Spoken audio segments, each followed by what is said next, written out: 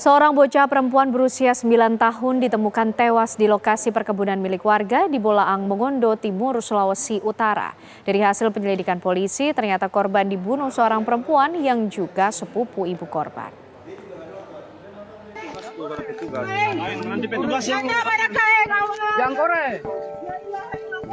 Warga Desa Tutuyan 3, Kecamatan Tutuyan, Kabupaten Bolaang, Mongondo Timur, Sulawesi Utara, dihebohkan dengan penemuan jasad seorang bocah perempuan berusia 9 tahun di lahan perkebunan milik warga dengan kondisi leher terputus. Korban diketahui bernama Tilva Azahra Mokoago yang saat ini masih duduk di bangku kelas 3 sekolah dasar. Sebelumnya pada siang hari, korban sempat dilaporkan hilang oleh keluarganya. Setelah dilakukan pencarian pada pukul 8 malam, korban ditemukan dalam keadaan tewas. Kalau saya kemari sini kan, baru saya melihat anak itu terbaring begini, belakang gitu. Di mana posisi mana Pak? Sudah di dalam got. Sudah di dalam got. Ya, dalam got. Usai korban ditemukan oleh warga, kemudian korban langsung dibawa ke Rumah Sakit Umum Bayangkara Manado untuk dilakukan otopsi. Diduga korban meninggal dunia akibat dibunuh karena saat ditemukan seluruh perhiasan yang dipakai korban juga ikut hilang. Usai menjalani otopsi di RSUD Bayangkara Manado, jenazah bocah malang ini langsung dibawa ke rumah duka di Desa Tutuyan, Kabupaten Bolaang, Mongondo Timur, Sulawesi Utara. Isak tangis keluarga tak terbendung saat jenazah Tilva Azahra Mokoago tiba di rumah duka.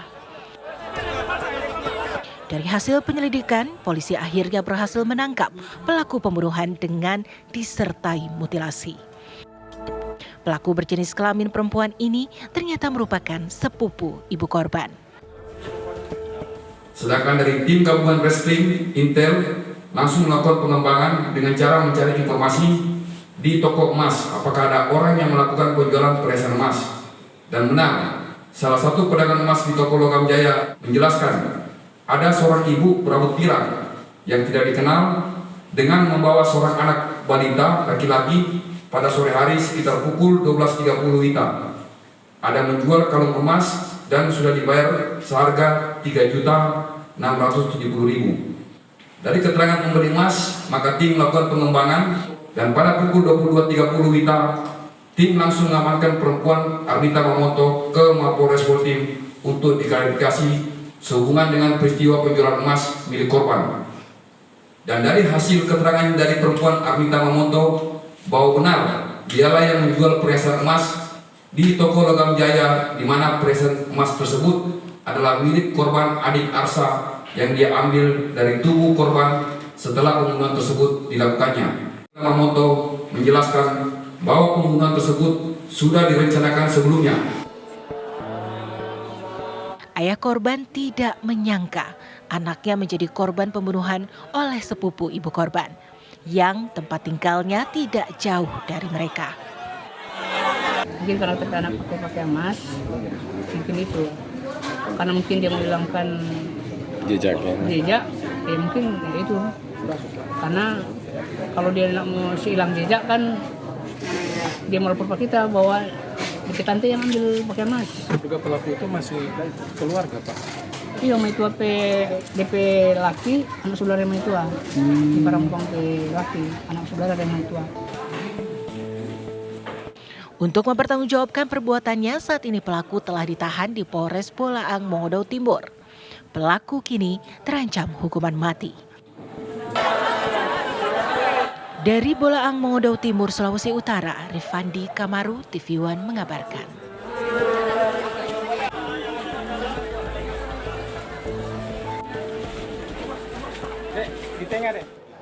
Untuk mengetahui informasi terkini dari penanganan kasus ini, pemirsa, kami ajak Anda bergabung dengan Kasat Reskrim Polres Bolaang, Mongondo Timur, AKP Denny Tampe Mawas. Selamat sore, Pak Denny. Ya, selamat sore. Ya, Pak Denny, apa sebenarnya yang melatar belakangnya atau menjadi motif pelaku kemudian nekat melancarkan aksinya? Ya, perlu dijelaskan bahwa memang motif dari pelaku ini adalah motif ekonomi ya, karena memang awalnya dia sudah berencana untuk melakukan pencurian terhadap perhiasan emas yang digunakan oleh korban, ya.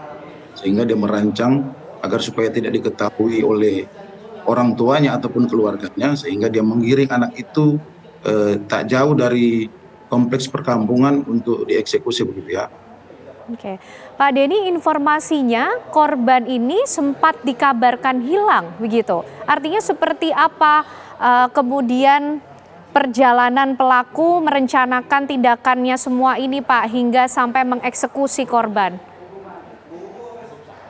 Ya, jadi memang dasar awalnya itu laporan dari masyarakat ya, dari orang tua korban, yang mana sejak siang hari korban belum juga pulang ya, karena seperti biasanya korban sekitar jam 14.00 dia biasanya kembali ke rumah untuk belajar menghaji ya. Namun setelah sampai jam 18.00 anak ini juga belum pulang, sehingga ada kecurigaan bahwa memang anak ini telah hilang gitu ya. Nah, jadi setelah ada informasi seperti itu, kami dari pihak Polres Botim langsung melakukan pengecekan terhadap keluarga korban apakah benar ada anak yang hilang. Nah, setelah itu kami membentuk tim gabungan ya bersama masyarakat setempat untuk melakukan pencarian terhadap anak yang dicurigai hilang itu. Nah, setelah dilakukan pencarian, ditemukanlah sesosok jenazah anak-anak yang ada di selokan yang tak jauh dari perkampungan. Gitu ya. Baik, di mana pelaku ini ditangkap Pak? Ya, jadi setelah kami menemukan bukti-bukti yang cukup ya, bahwa ini mengarah kepada salah satu pelaku yang diduga memang pelaku ini adalah tante dari anak tersebut ya. Dan di sana itu rumah dari korban dengan pelaku itu tidak jauh, artinya hanya bertetangga begitu ya.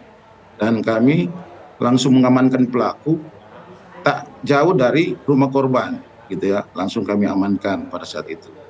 Oke, sebenarnya bagaimana hubungan antara pelaku dengan keluarga korban ini, Pak? Iya, jadi memang korban ini dekat sekali dengan pelaku. Karena memang pelaku ini suaminya itu saudara dekat dengan orang tua dari korban. Artinya korban ini merupakan ponakan langsung dari suami dari pelaku begitu ya. Sehingga anak ini selalu berinteraksi dengan pelaku. Oke.